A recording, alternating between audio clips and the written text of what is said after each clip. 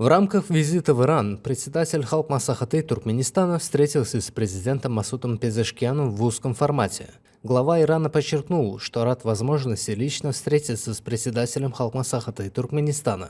Герой Аркадак адресовал Масуду Пезешкиану поздравления от имени президента Туркменистана и от себя лично в связи с избранием на должность президента Исламской Республики Иран, пожелав успехов в ответственной государственной деятельности.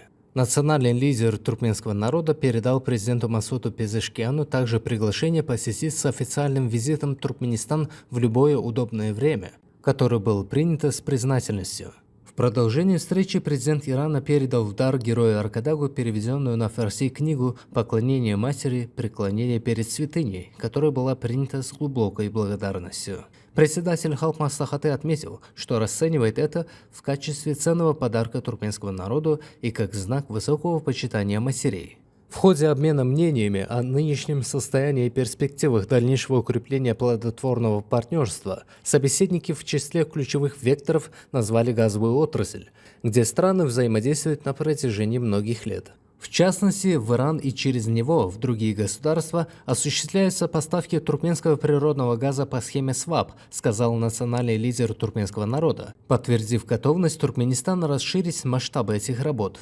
В продолжение темы отмечалось, что в ближайшей перспективе по этой схеме будет экспортироваться туркменский природный газ в Республику Ирак. Подчеркнув, что предпринимаются меры по увеличению объемов поставок голубого топлива в Иран до 40 миллиардов кубометров в год, председатель Халк Маслахаты предложил совместно с иранскими компаниями, специализирующимися в этой сфере, реализовать ряд проектов.